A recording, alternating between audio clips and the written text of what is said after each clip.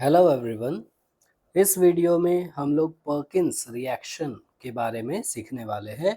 इसका detailed mechanism step by step. Perkins reaction होता है बेंजल्डिहाइड और एसिटिक एनहाइड्राइड के बीच में in presence of carboxylate anion, और इस रिएक्शन का फाइनल प्रोडक्ट होता है सिनेमेनिक एसिड। तो अब हम लोग सीखते हैं स्टेप बाय स्टेप मैनर में कि ये बेंजल्डिहाइड सिनेमेनिक एसिड में कैसे कन्वर्ट हो जाता है इस रिएक्शन के थ्रू।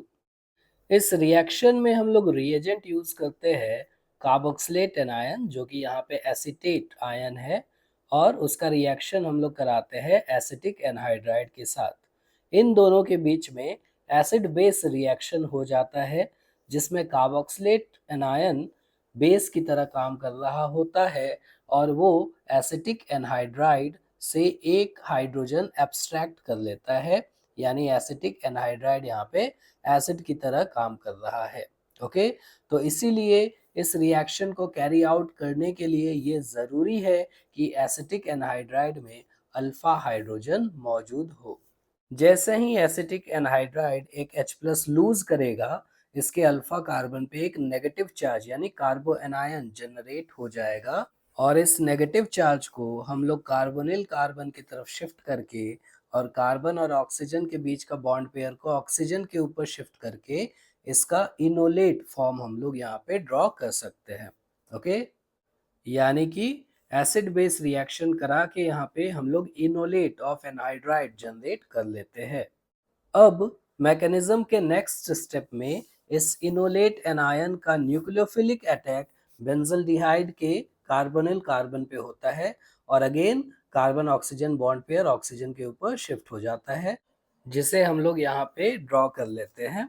ओके, और फिर कार्बोनिल कार्बन से ये पूरा एनहाइड्राइड ग्रुप आके अटैच हो जाएगा CH2 के थ्रू। तो पहले CH2 को कनेक्ट किया, अब CH2 से जुड़ा हुआ ये जो सीक्वेंस में है carbonyl carbon oxygen carbonyl carbon methyl group, इसको हम लोगों ने इस पूरे स्ट्रक्चर में अटैच कर दिया। ओके, एनहाइड्राइड ग्रुप को ऐसे अटैच करने पे हमें ये कॉम्प्लेक्स मिल गया। अब इस कॉम्प्लेक्स को अगर हम लोग स्टडी करें तो यहाँ पे ऑक्सीजन के ऊपर नेगेटिव चार्ज, यानी इस मॉलिक्यूल के अंदर नेगेटिव चार्ज भी है, और साथ ही साथ यहाँ पे इलेक्ट्रोफिलिक कार्बन जो कि है कार्बोनिल कार्बन वो भी मौजूद है।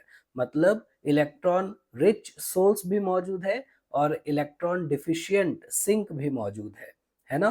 तो इसकी वजह से क्या होता है कि यहाँ पे इंटरनल अटैक हो जाता है ऑक्सीजन के ऊपर नेगेटिव चार्ज का और कार्बोनिल कार्बन का, और ये इंटरनल अटैक इसीलिए भी फेवरेबल है क्योंकि यहाँ पे 6 मेंबर्ड रिंग फॉर्मेशन की संभावना है।